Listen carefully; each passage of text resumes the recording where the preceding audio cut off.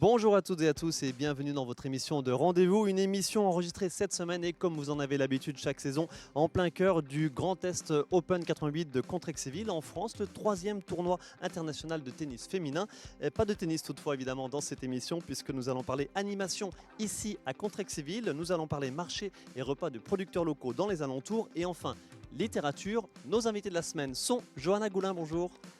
Bonjour. Vous êtes adjointe au maire de Contrexéville, adjointe en charge de l'animation. Merci d'être avec nous sur ce plateau en extérieur. Christine Poinceau, bonjour. Bonjour. Vous êtes la présidente de l'association Le Courageux Combat d'Antoine. On a déjà eu la chance de se faire l'écho évidemment de ce combat et de cette association solidaire. On va se détailler tout cela. Mais vous êtes ici pour nous parler des marchés et repas que votre association organise avec d'autres. Il y a encore à Remoncourt le vendredi 28 juillet et à La Neuveville sous Montfort le 4 août. Marchés et repas de producteurs locaux. On se détaille tout ça dans quelques instants. Et Gilles Laporte, bonjour. Bonjour Ludovic. Ravi de vous revoir ici à Contrex. C'est un plaisir partagé. On a déjà fait des choses ensemble ici les précédentes saisons. Et vous êtes là pour nous parler de vos deux derniers ouvrages qu'on va voir à l'antenne tout à l'heure. Mais c'est La Lame et la Soie, c'est un roman et un livre territoire, patrimoine, régional, pour l'amour de la Lorraine. Il est tout ça à la fois. Merci. Merci beaucoup Gilles, à tout à l'heure. Johanna Goulin, donc adjointe au maire de Contrexéville. Un petit mot déjà sur cet événement, donc évidemment le Grand Est Open 88 de tennis féminin, le 3e tournoi international de tennis féminin de France. Après Roland-Garros et après les internationaux de tennis de Strasbourg, bel événement hein, évidemment. C'est un événement qu'on a plaisir à retrouver chaque année à Contrexéville. Nous, c'est une ambiance qu'on aime beaucoup et c'est une parenthèse dans notre parc parce que c'est un décor qui est monté en quelques semaines, on va dire.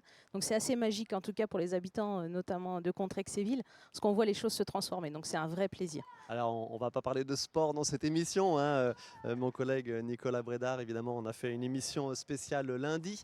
Mais un petit mot sur l'attractivité que représente un tel événement pour une commune comme Contrex. Voilà, il y a les passionnés de tennis évidemment qui viennent de tout le département et de beaucoup plus loin, oui. Mais il y a aussi voilà, le kidam qui peut s'intéresser et regarder un match de tennis féminin qui plus est évidemment, on le comprend, de très haut niveau. De très haut niveau parce que c'est un tournoi WTA et qui a la particularité aussi d'être gratuit.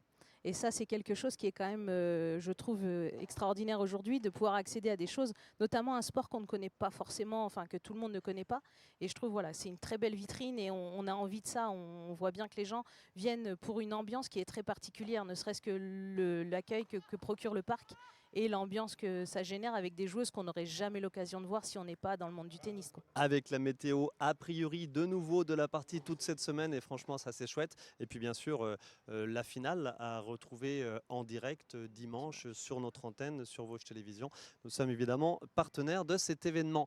Johanna Goulin, un petit mot donc sur les animations estivales. Bah voilà, c'est le début de la saison. Alors c'est la fin de la saison pour nous à Vosges Télévisions pour les émissions, mais vous c'est le gros de la saison qui commence. Évidemment, les premiers touristes sont arrivés dans les meublés. Il y a évidemment les curistes. On en parlera ce jeudi dans l'émission La vie en Vosges. Mais voilà, quid des animations estivales à Contrexéville? Allez, on commence. On va voir tout de suite, dès ce vendredi 14 juillet, évidemment, un gros rendez-vous autour de la fête nationale. Voilà, la fête nationale avec un concert de Peggy Soul cette année, une buvette comme tous les ans, la restauration sur place et puis pareil, une volonté. Alors, petit point d'interrogation sur le spectacle pyrotechnique cette année. Voilà. Par rapport aux arrêtés préfectoraux et certaines restrictions qu'il peut y avoir par rapport aux feux de forêt. Tout à fait. Donc on est un petit peu en interrogation qui devrait se résoudre dans la journée. Donc voilà. Où ça se passe? À quelle heure? Alors c'est au lac de Contrexéville. Les animations, donc à partir de 19 h, vous pouvez avoir donc tout ce qui est buvette et restauration. Et puis le concert se fait à partir de 21 h avec la pause bien entendu pour le spectacle s'il a lieu. Pyrotechnique, ça on est... Concert de Peggy Soul, vous savez quoi, on va avoir tout de suite quelques secondes pour se donner un petit avant-goût de ce qu'attendent donc les Contrexévillois et autour, donc ce vendredi 14 juillet.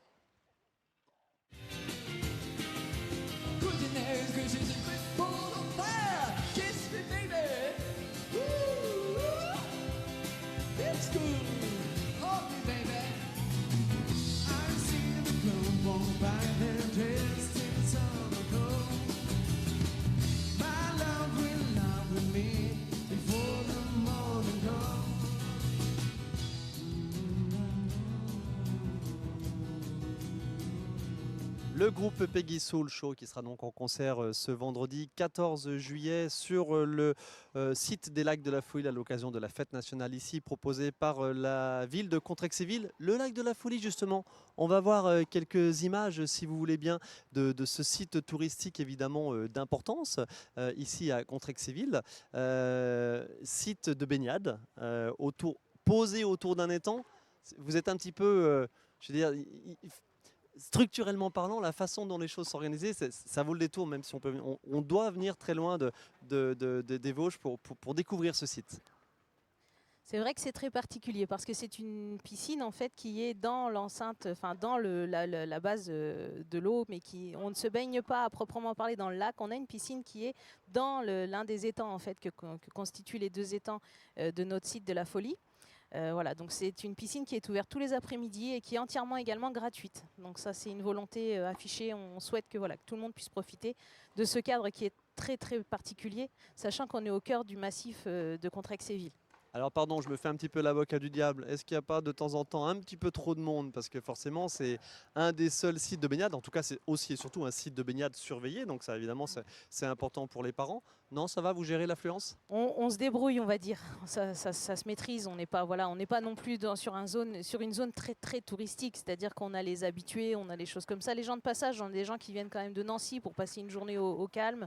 Voilà, le petit côté un peu solarium piscine est un petit peu plus animé, mais le tour des lacs reste très accessible pour une balade en famille, un pique-nique, enfin, c'est très facile, quoi. Et avec la possibilité évidemment d'un restaurant et d'un bar juste à côté. Un petit mot sur ce site des Lacs de la Folie, construit entre guillemets autour évidemment de cette piscine gratuite, je me permets de le rappeler parce que c'est quand même important, c'est rare on va dire. C'est ça.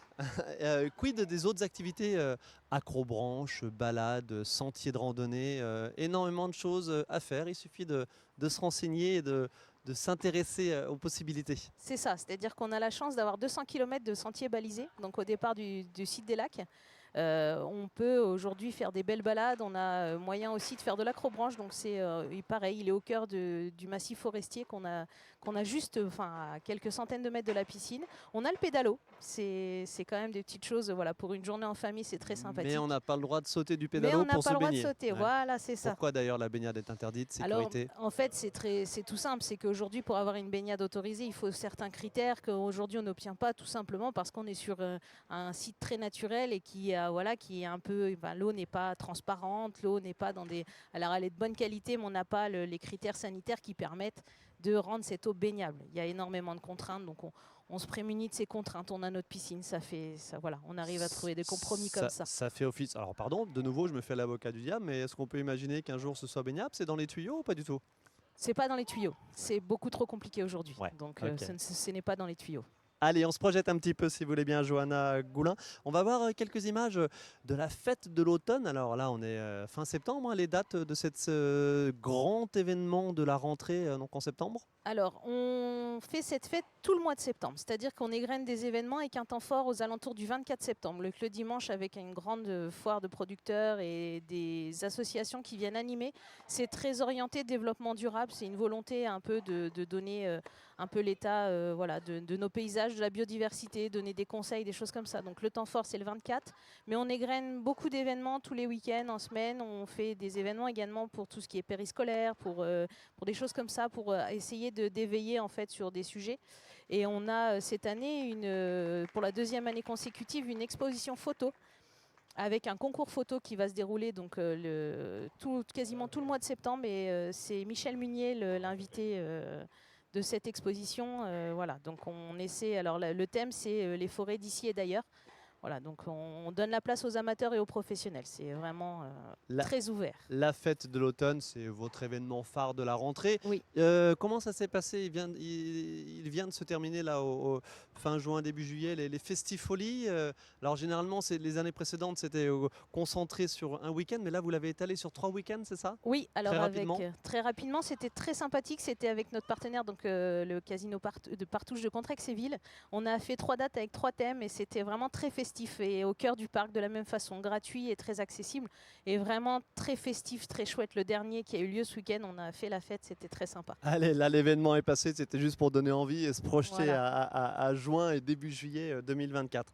Johanna Goulin, merci beaucoup et Merci à bonne vous. saison à vous ici à Contrexéville. Merci. Christine Poinceau, rebonjour, donc vous êtes la Rebonjour, présidente du Courageux Combat d'Antoine et vous allez nous parler, on va parler des marchés et repas que vous organisez, vous et d'autres, on va se détailler cela.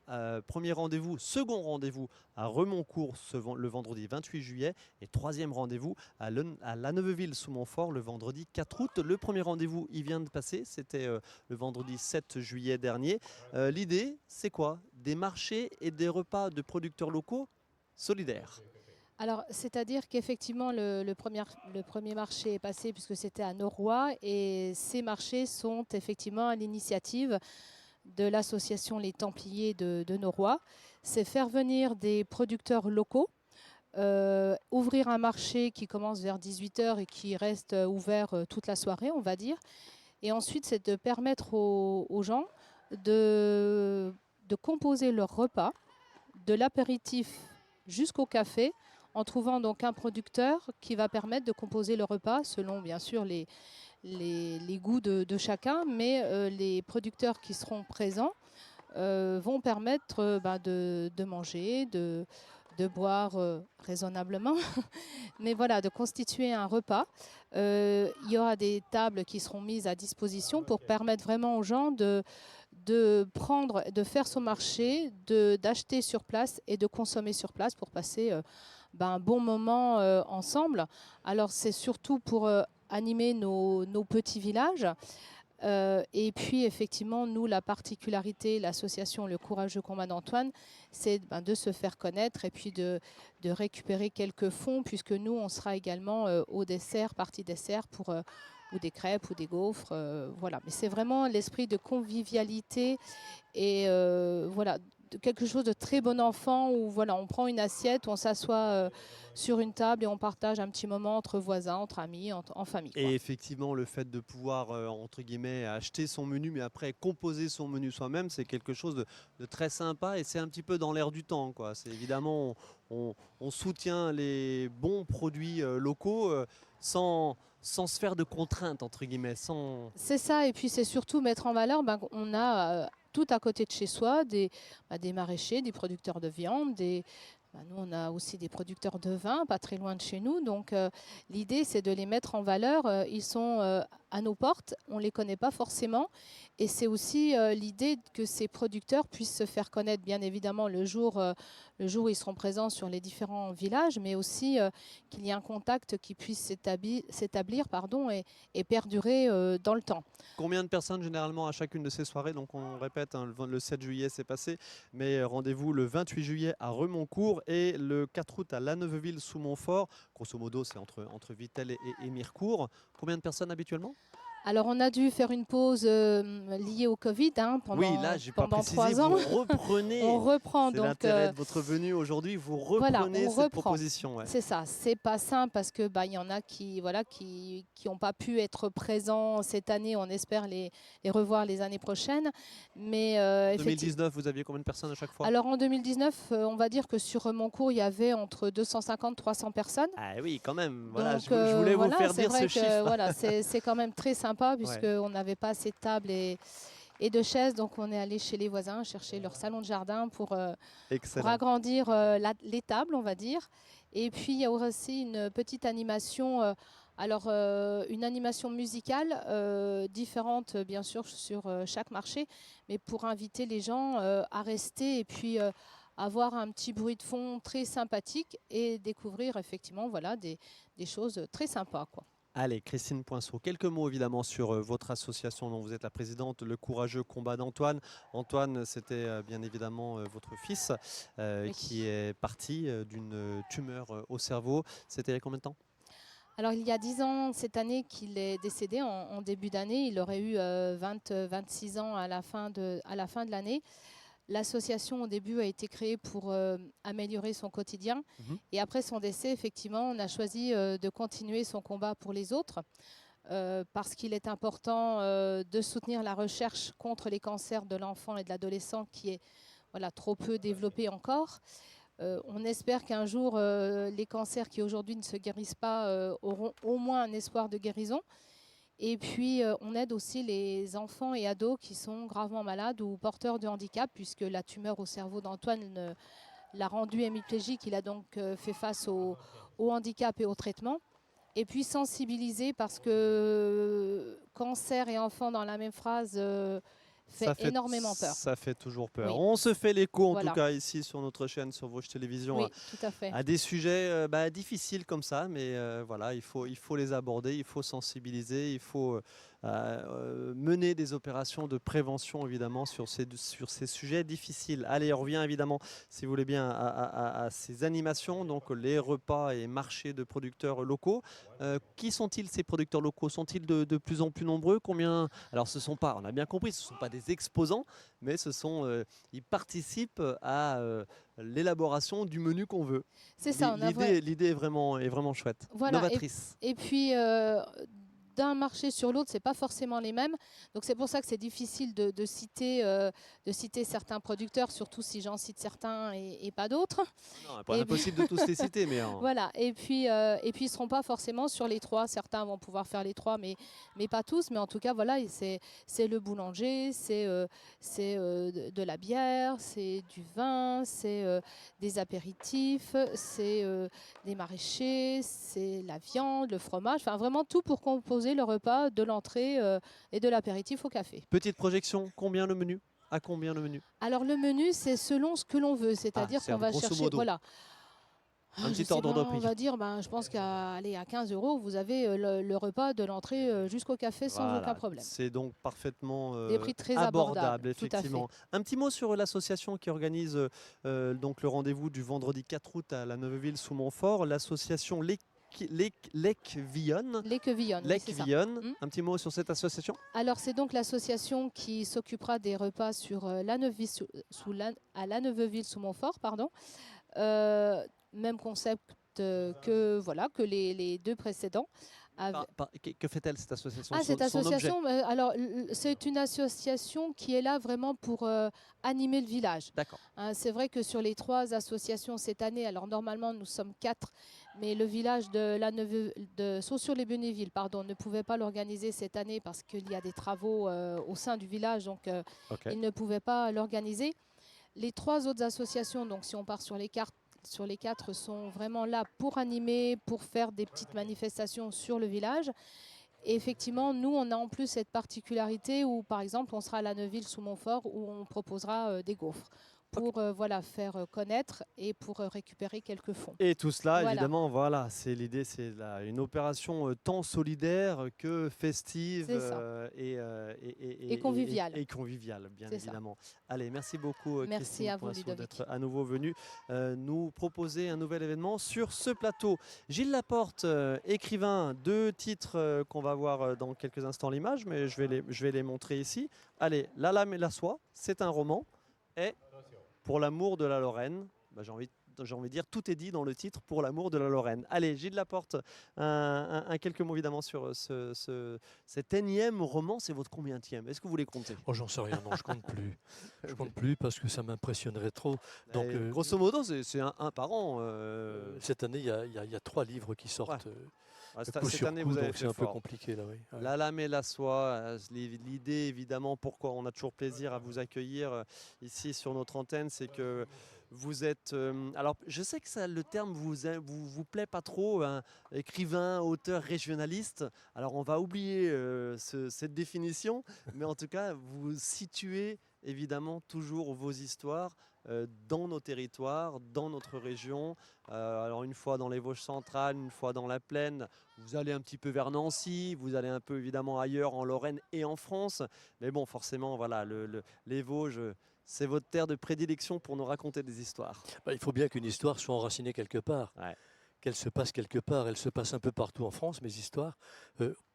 de façon privilégiée chez nous en Lorraine et dans les Vosges en particulier, mais très rarement à Paris, hein, parce que on est suffisamment colonisé par Paris déjà, nous en province, pour qu'on en ajoute. Donc La Lame et la Soie est une histoire très très particulière dans toute ma série de romans historiques et de romans contemporains. 2 personnages et évidemment une belle histoire d'amour. Autour d'une belle histoire d'amour. Voilà, c'est une histoire. J'aime raconter des histoires, je suis un conteur. Donc je raconte une histoire simple de 2 personnages qui se rencontrent dans notre campagne et qui vont vivre une aventure de quelques jours seulement. Hein. C'est rapide et de manière un peu en apesanteur. Je n'indique rien qui permet de dater cette histoire-là. Non plus d'ailleurs de la situer dans une région particulière. Il y a bien quelques noms de lieux-dits qui arrivent ici et là, qui permettent à des initiés de reconnaître les lieux. Mais je l'ai voulu en apesanteur, parce que j'ai voulu qu'on se détache de l'histoire au quotidien pour aller vers quelque chose de plus essentiel, je crois. L'idée, c'est quoi? Qu'est-ce que vous avez voulu nous raconter avec ça? C'est peut-être plus que vos autres livres, dites-moi si je me trompe, mais c'est une ode à l'amour et à la vie tout simplement. Oui, bien sûr, c'est fort bien résumé. Hein. Oui, une ode à l'amour et à la vie. C'est pour reprendre un titre de film très connu, un homme et une femme qui se rencontrent et qui vont partager des moments très, très, très intimes, à la fois de réflexion, de partage de la passion et de redéfinition ensemble de ce qu'est la vie. Pourquoi vit-on? Pourquoi vit-on? Pourquoi est-on sur Terre? Pourquoi fait-on ce passage qui devrait nous permettre de grandir, je crois, les uns les autres. Dans votre façon d'écrire, j'ai l'impression qu'il est plus poétique que les précédents. Mais forcément, le thème s'y prête. C'est un roman poétique. Les autres sont des romans très, très, dans lesquels l'expression est beaucoup plus quotidienne. Même si j'accorde un soin particulier à la langue et au style, puisque je suis un amoureux inconditionnel de la langue et je ne supporte pas les attaques qu'elle subit aujourd'hui. Mais il est dans le vocabulaire, l'esprit est très différent. Oui, je parlais d'apesanteur, on peut parler d'élévation, il est beaucoup plus poétique, c'est vrai.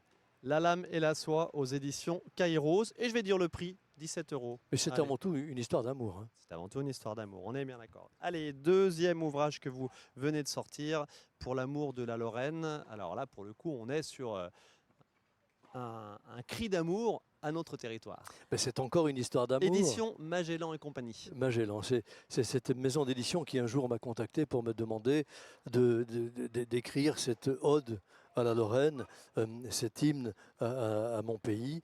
J'ai accepté avec beaucoup d'enthousiasme, bien sûr, parce que toutes les occasions qui me sont données de parler de notre pays et de la Lorraine, je les saisis, ça va de soi. Comment vous l'avez abordé? Comment vous l'avez chapitré? Comment vous racontez la Lorraine?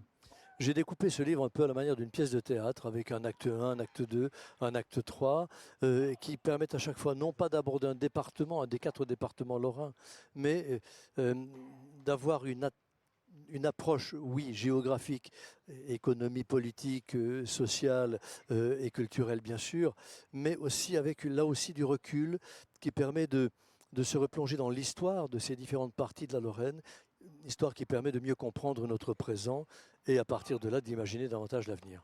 Je me permets de signaler qu'il y a un titre spécifique sur les Vosges. Oui. La façon dont il se lit, dont il s'écrit, vous l'avez précisé, ce sont des actes, donc on peut piocher éventuellement au hasard ou pas? On peut lire ce livre de manière très très décousue, j'allais presque dire. On passe d'une page à l'autre. Il n'y a aucune obligation d'aller dans une progression dramatique comme dans un autre roman, par exemple. Ce n'est pas un roman, c'est vraiment oui, un coup de cœur pour notre pays, assorti de quelques coups de gueule aussi, parce que comme j'ai dit tout à l'heure à propos de la langue, je ne supporte pas la manière dont la langue est agressée aujourd'hui, et je ne supporte pas non plus la manière dont la Lorraine est aussi agressée souvent aujourd'hui. La petite photo en couverture, c'est où?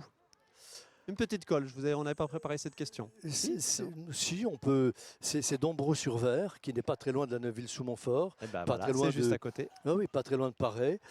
Dombreau-sur-Vert, autrefois connu sous le nom de Bouzé. C'était Bouzé avant la Révolution, débaptisé puis rebaptisé, Dombreau-sur-Vert, qui était le pays dans lequel avait ses racines les plus profondes notre bel artiste André Jacquemin, qui est mort il y a bien longtemps déjà et qu'on a tendance à oublier.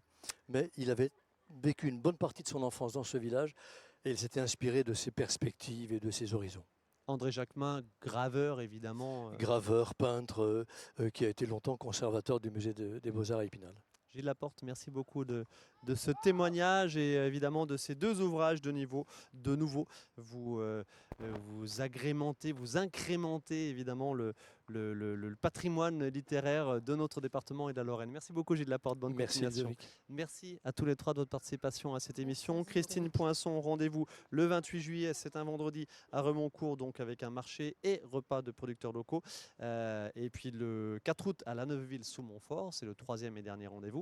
Et puis Johanna Goulin, vous nous avez parlé des animations estivales. On croise les doigts pour ce vendredi 14 juillet, bien évidemment, mais on se projette. Il y aura eu encore plein de choses à dire, parce qu'évidemment les animations estivales dans une cité thermale comme Contrexéville, il y a largement de quoi faire. Tout est en ligne sur votre site internet. On peut piocher, même si on vient de loin. Il faut se balader, il faut passer d'une partie du département à l'autre pour découvrir toutes nos communes, toutes ces animations, toutes ces propositions loisirs, culturelles, festives, etc. Bel été à vous trois. Merci beaucoup. Merci. À vous Merci. aussi. Merci à vous de votre attention. Un grand merci à toute l'équipe de Jérémy Combe pour l'installation ici de ce studio. Je le répète, nous étions évidemment au Grand Est Open 88 de Contrexéville. Bonne semaine à tous, bonnes vacances à tous. On se retrouve dans cette émission, qu'on se dise, à la rentrée.